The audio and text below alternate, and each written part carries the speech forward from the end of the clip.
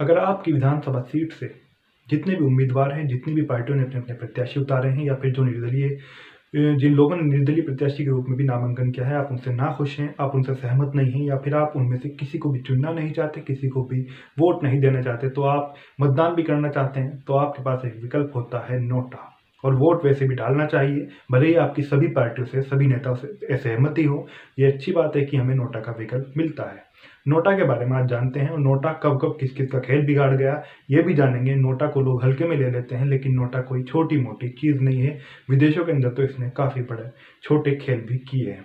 NOTA यानी कि none of the above, यानी कि हम किसी भी प्रत्याशी को वोट देना नहीं चाहते, तो नोटा की ही हम बात कर रहे हैं।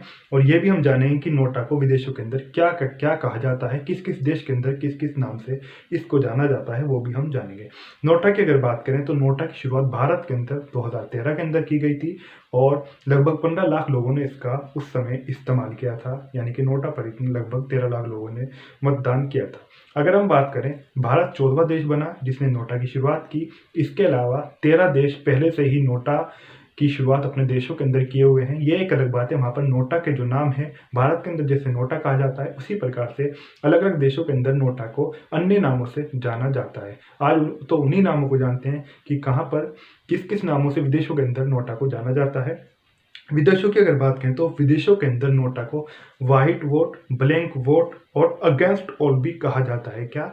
वाइट वोट और ब्लैंक वोट और अगेंस्ट ऑल भी इसको कहा जाता है।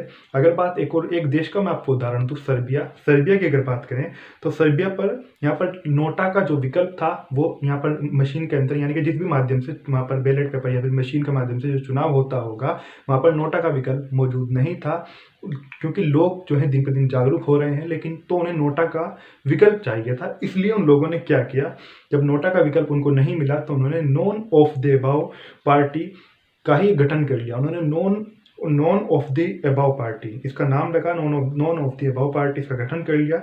और 2001 और फिर 2012 के अंदर चुनाव के अंदर 2012 के अंदर जब यहाँ पर सर्बिया के अंदर चुनाव हो रहा था, इस none of the above party ने, यानी कि जो लोग नोटा के पक्ष में मतदान करना चाहते हैं वो इस पार्टी को वोट करते हैं, यानी कि सभी पार्टियों के अगेंस्ट किसी से भी सहमति पूरी तरह न रखने वाली। तो इस पार्टी ने एक सीट भी 2012 के अंदर जीत ली, ये भी हुआ। इसके अलावा अगर बात करें, विदेशों के अंदर नोटा कई बार बड़े बड़े प्रत्याशियों और बड़ी बड़ी पार्टियों को भी चुनाव हरवा चुका है। ऐसा कई बार विदेशों के अंदर हुआ है। इसके अलावा अगर बात करें भारत की हम बात करें तो पुणे के पास, यानी कि महाराष्ट्र की हम बात कर रहे हैं, एक गांव में पंचायत चुनाव के दौरान नोटा को लगभग 85% वोट भी मिल चुके हैं। जी हाँ, हम भारत की बात कर रहे हैं। महाराष्ट्र में पुणे के पास एक गांव में पंचायत चुनाव के दौरान 85% तक वोट प्राप्त कर चुका है नोटा। तो इस नोटा को मैंने आपसे पहले ही कहा, इसे कम मत आंकिए, इसे हल्के में मत लीजिए। इसी को लेकर नोटा क्या है और आप किसे मतदान करने वाले हैं, क्या नोटा का विकल्प, बहुत से लोग तो कहते हैं कि इसे हटा ही देना चाहिए। कुछ लोग कहते हैं कि नोटा को हटाकर वहाँ पर एक असहमति के लिए अलग से वहाँ पर एक बॉक्स रखा जाना चाहिए जिसके अंदर सभी अपनी असहमति दर्ज कराएं कि जो नोटा को वोट देने वाले हैं कि हमारी असहमति क्यों है।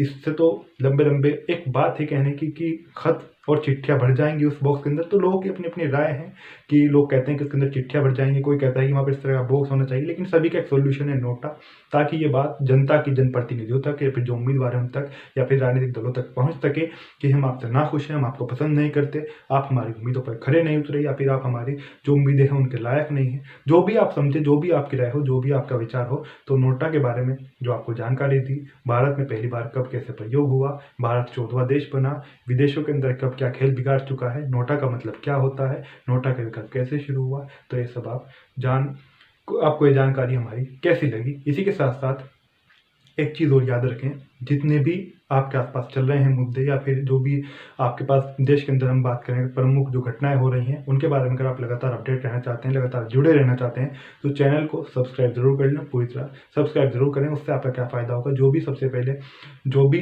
हमारा वीडियो आएगा उसका नोटिफिकेशन सबसे पहले आपको मिलेगा, उसकी सूचना सबसे पहले आप तक पहुँचेगी। तो इसलिए पूरी तरीके से चैनल को सब्सक्राइब करना ना भूलें।